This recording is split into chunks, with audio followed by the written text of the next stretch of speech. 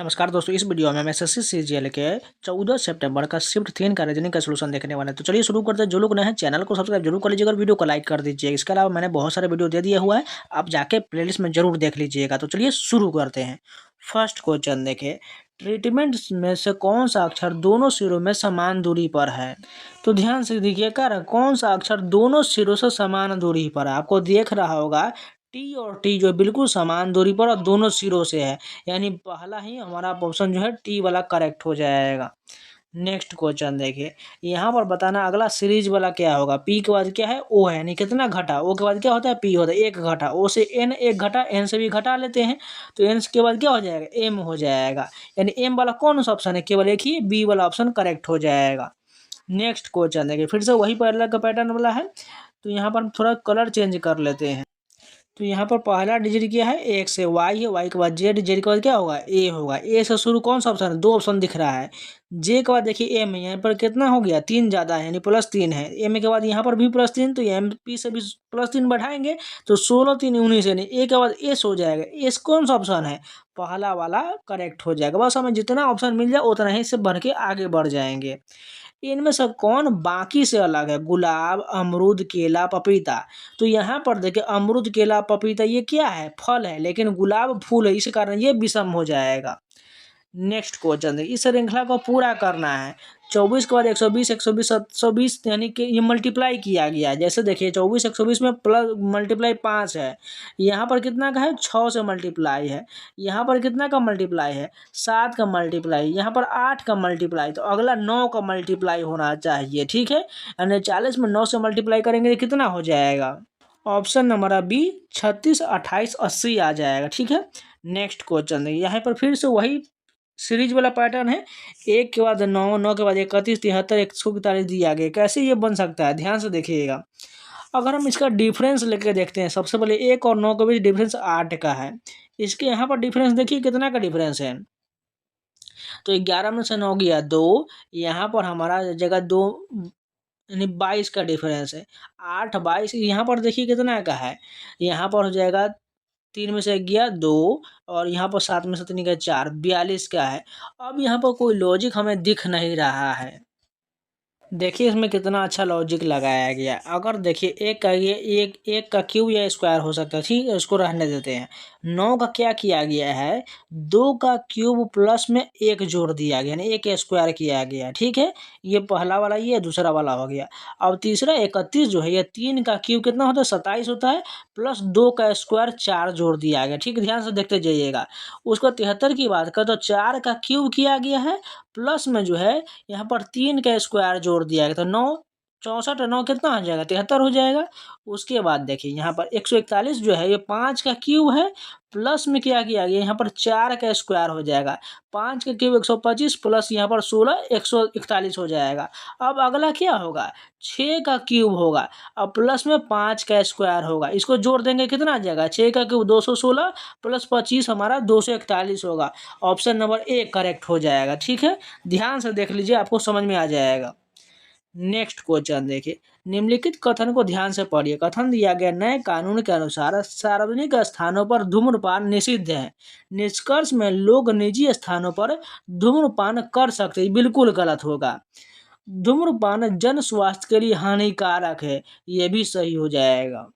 लेकिन इसका इससे रिलेटेड कोई संबंध नहीं हो, क्योंकि देखिए कथन में कह रहा है नए कानून कानून के अनुसार जाना चाहिए, लेकिन यहाँ पर कानून से कोई मतलब नहीं है, यानी ये तो एक जनरल बात कहा जा रहा है। इसलिए दोनों जो है कथन के अनुसार गलत दिया गया है, न तो 1 और न ही 2 अनुसरण करता है। नेक्स्ट क्वेश्चन है, वही आपको कथन निष्कर्ष से कथन दिया गया, हिमालय एक प्राकृतिक अवरोध के रूप में कार्य करता है जो मानसूनी हवाओं को उत्तरी मैदान तक पहुंचने से रोकता है, जिसे वर्षा छाया क्षेत्र में एक शुष्क क्षेत्र बनता है। अब नीचे में मान्यता दिया गया, मान्यता के अनुसार बताना कौन सा सही दिया गया है। इसका ध्यान से देखिएगा। पहला दिया गया है, हिमालय मानसूनी हवाओं को कुछ क्षेत्र तक पहुंचने से रोकता है, बिल्कुल ठीक है। वर्षा छाया प्रभाव के कारण विशिष्ट क्षेत्रों में शुष्क स्थिति उत्पन्न होता है, ये भी सही है। मानसूनी हवा उत्तरी मैदानों में वर्षा का एकमात्र कारण, ये बिल्कुल गलत है। केवल 1 और 2 निहित है। नेक्स्ट क्वेश्चन देखा, लैपटॉप में प्रत्येक अक्षर को वर्णमाला क्रम में व्यवस्थित करना। तो पहले बैठा लेते हैं। सबसे पहले ए हो जाएगा, उसके बाद बात करें तो कौन सा छोटा वैल्यू दिख रहा है, ए के बाद हमें तो एल ही दिख रहा है। एल के बाद बात करें तो ओ हो जाएगा, ओ के बाद ही पी होता है, पी के बाद कौन सा हो जाएगा, डबल पी है, उसके बाद क्या हो जाएगा, टी हो जाएगा। अब यहाँ पर कह रहा है नए अक्षर समूह में बाएं से चौथा अक्षर, बाएं से चौथा अक्षर पी हो जाएगा। उसके बाद दाएं से पहला अक्षर टी हो जाएगा। इनके बीच वो अंग्रेजी वर्णमाला कितने श्रृंखला में अक्षर होगा। तो पी का क्या होता है, 16 होता है, इसका 20 होता है, तो बीच में कितना आ रहा है, 4 आ रहा है। लेकिन इसमें आपको क्या करना है, एक कम लेना है, यानी 3 हो जाएगा। ऑप्शन नंबर सी करेक्ट हो जाएगा। क्योंकि आप उंगली से गिन सकते हैं, हमको क्या क्या पी नहीं लेना है। ध्यान से देखिए, पी के बाद क्या आएगा, क्यू आएगा, आर आएगा और एस आएगा, और टी तो ऑलरेडी है नहीं। बीच में कितना संख्या है, Q R S T C, sorry Q R S हो जाएगा, यानी 3 ही संख्या हो जाएगा। ठीक है, नेक्स्ट क्वेश्चन देखिए, हारमोनियस के प्रत्येक अक्षर को वर्णमाला क्रम में व्यवस्थित करिए। तो ठीक है, बैठा लेते हैं। सबसे पहले ए हो जाएगा, ए के बाद छोटा वैल्यू क्या दिख रहा है, ए के बाद बात करें तो हमें एच दिख रहा है, एच के बाद कौन सा, आई हो जाएगा, आई के बाद बात करें तो कौन सा दिख रहा है, आई के बाद एम दिख रहा है, एम हो जाएगा, एन हो जाएगा, ओ हो जाएगा। उसके बाद बात करें डबल ओ है, डबल ओ हो जाएगा। उसके बाद बात करें तो कौन सा हो जाएगा, एम एन हो चुका है। उसके बाद आर है, यानी आर हो जाएगा, एस हो जाएगा। देखिए टोटल कितना हो गया, 4 3 7 2 9, 3 3 6 3 9 1 10, यानी एक छूट रहा है, कोई तो एक छूट रहा है, कौन सा हो जाएगा वो, यू छूट रहा है, यू लास्ट में हो जाएगा। अब ये बैठ चुका है। अब कह रहा है नए अक्षर समूह में बाएं से पहला अक्षर, ठीक है, बाएं से पहला ये हो गया, दाएं से चौथा अक्षर, चौथा अक्षर वो हो गया। इन दोनों के बीच कितना अक्षर हो जाएगा, ओ का होता है 15, इसका 1, तो बीच में कितना आ जाएगा, 13 14 आ रहा है, लेकिन एक कम कर लीजिए, 13 हो जाएगा। ऑप्शन नंबर बी करेक्ट हो जाएगा। नेक्स्ट क्वेश्चन देखिए, अगला क्वेश्चन क्या दिया गया, निम्नलिखित में से कौन सा दिए गए पते के समान है। यहाँ पर पता दिया गया है, Priya Yadav, B22 Rosewood Heights, sector 15 Gurgaon 12202। इसके समान कौन सा दिया गया, एकदम एग्जैक्ट मिलाना है। तो ध्यान से सबसे पहले पहला देखिए ऑप्शन, प्रिया यादव, B22 बिल्कुल कॉमा ठीक है, और रोजवुड हाइट्स दोनों सेम है, सेक्टर 15 भी कॉमा ठीक है, गुड़गांव ठीक है 12202, यानी पहला ही ऑप्शन हमारा बिल्कुल सेम है, यानी केवल पहला ऑप्शन कहाँ पर, ऑप्शन बी वाला हमारा करेक्ट हो जाएगा। नेक्स्ट क्वेश्चन देखिए, कोडिंग डिकोडिंग का एनालॉगी का प्रश्न है। बी का वाई दिया गया, अपोजिट होता है, ई का पी दिया गया, यहाँ पर हमारा फेल कर गया, अपोजिट नहीं होता है। अगर देखिएगा ध्यान से, यहाँ पर 4 अक्षर, यहाँ पर 3 अक्षर हैं। उसके अलावा देखिए, के का पी अपोजिट होता है, क्यू का जे अपोजिट होता है। ध्यान से देखिएगा, यहाँ पर 2 अक्षर लिखा गया है, बी ई लिखा गया है। उसी प्रकार सी एफ जी एल का हमें बताना क्या होगा। तो ध्यान से देखिए, सी का अपोजिट एक्स लिख लेते हैं, ठीक है। यहाँ पर एक हो सकता है हमारा, यहाँ से ई का भी यहाँ पर छूट गया, टाइपिंग मिस्टेक है, ठीक है, यहाँ पर हम लिख लिए। एफ का क्या होता है, एफ का हमारा यू अपोजिट होगा, जी का टी हो जाएगा, और एल का ओ हो जाएगा। एक्स यू टी ओ कहाँ पर लिखा गया, ऑप्शन नंबर बी करेक्ट हो जाएगा। नेक्स्ट क्वेश्चन देखिए, विकास का संबंध ठहराव से है तो सफलता का संबंध किससे होगा। अपोजिट है एकदम, देखिए विकास का ठहराव अपोजिट है तो सफलता का विफलता हो जाएगा। ऑप्शन नंबर बी करेक्ट है। नेक्स्ट क्वेश्चन देखिए, यहाँ पर बताना है कौन सा फिट नहीं बैठता है, निरुक्तर, मौन, चुप्पी, शोरगुल, शांत। यहाँ पर देखिए, शांत, चुप्पी, मौन, निरुक्तर, तो यहाँ पर शोरगुल जो है यहाँ पर विषम हो जाएगा। ऑप्शन नंबर डी करेक्ट है। नेक्स्ट क्वेश्चन देखते हैं, अगला क्वेश्चन दिया गया है, अगला क्वेश्चन यहाँ पर देखिए, वही आपको एनालॉगिक है कोडिंग डिकोडिंग का। एक्सक्यूज को इस प्रकार लिखा गया, तो इरोड्स को कैसे लिखा जाएगा। देखिए एक्सक्यूज में भी वही लेटर है जो यहाँ पर लिखा गया है, तो देखिए इसे यहाँ पर इंटरचेंज किया है। ई एक्स को क्या किया गया है, यहाँ पर देखिए ई एक्स कहाँ पर है, ई एक्स को देखिए टोटल 3 डिजिट को पलटा गया, सी एक्स यहाँ पर पलट दिया गया है। ध्यान से देखिएगा, उसके बाद यूज को पलट कर ई एस यू बदल दिया गया, तो उसी प्रकार 3 पलट दीजिए, ओ आर ई हो जाएगा, और उसके अलावा डी इसको पलटेंगे तो एस ई डी हो जाएगा। ऐसा कहाँ लिखा गया है, O R E S E D, S E D, O R E S E D, option number B correct हो जाएगा। नेक्स्ट क्वेश्चन देखिए, अगला क्वेश्चन दिया गया है, ए के पिता की पत्नी की इकलौती बेटी बी है। ठीक है, यहाँ पर लिख लेते हैं ए के पिता की पत्नी, यानी इसके पिता जो कोई होगा, इसका पिता प्लस कर लेते हैं, ए के पिता की पत्नी, इसकी पत्नी यानी इसकी वाइफ होगा, यानी इसको माइनस कर लेते हैं, पति पत्नी हो गया, पत्नी की इकलौती बेटी यानी इसकी कोई इकलौती बेटी यानी इसका सिस्टर होगा, यानी इसकी इकलौती बेटी जो है, इकलौती बेटी बी है, यानी ये एस के बारे जो बी बारे ए बी से किस प्रकार संबंधित है, ए जो है बी का क्या लगेगा, ए जो है बी का भाई हो जाएगा, ऑप्शन नंबर सी करेक्ट हो जाएगा, बहन नहीं होगा, क्योंकि यहाँ पर क्या कर रहा है, ए जो है बी से किस प्रकार संबंधित है, ए जो है बी का भाई होगा। यहाँ पर बताना विषम चुनिए, 1, 8, 27, 64, 121, 216। तो यहाँ पर ध्यान से देखिएगा, यहाँ पर सभी क्यूब दिख रहा है, लेकिन 121 जो है 11 के स्क्वायर होता है, इस कारण 121 वाला जो है ये विषम हो जाएगा।